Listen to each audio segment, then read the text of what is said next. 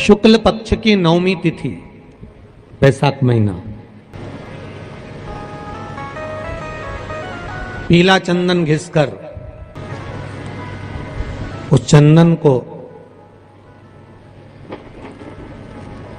एक सुंदर पीपल का कोमल पत्ता, कोमल पत्ता मतलब एकदम, एक तो पीपल का होता है कड़ला पत्ता, एकदम कड़क हो जाता है, और एकदम होता है कोमल पत्ता।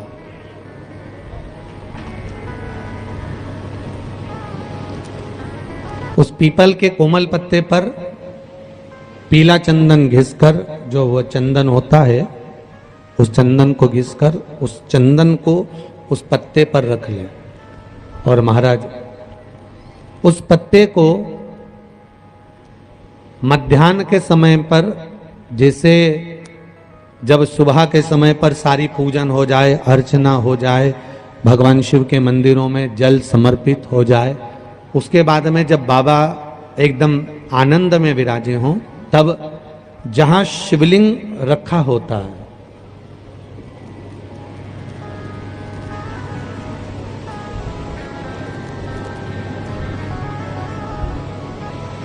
जैसे ये शिवलिंग है और ये कटी भाग जहां शिवलिंग रखा हुआ है, इस कटी भाग पर जहां शिवलिंग रखा है उसके पास में ही 3 उंगलियों से चंदन का लेपन उस कटी भाग पर करना है।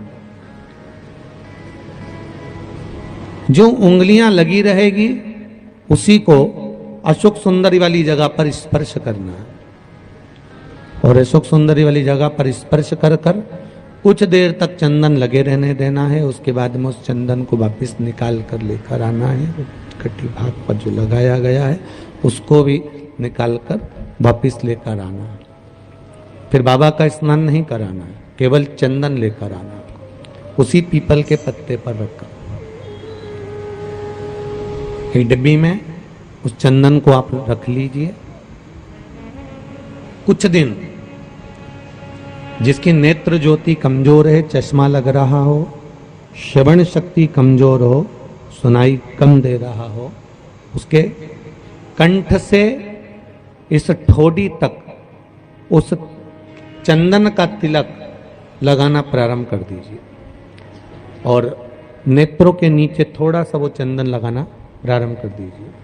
लगभग 20 से 22 दिन तक आप उसका प्रयोग करिए, और एक रुद्राक्ष का जल शिव को समर्पित कर कर उस जल का आचमन करना प्रारंभ कर लीजिए।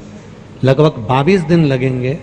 धीरे धीरे फिर जाकर डॉक्टर को जांच करा लेना, नेत्र की ज्योति बढ़ना प्रारंभ हो गई है। पर विश्वास के साथ में, भरोसे के साथ में, क्योंकि सबसे मूल अगर कुछ है तो विश्वास मूल है।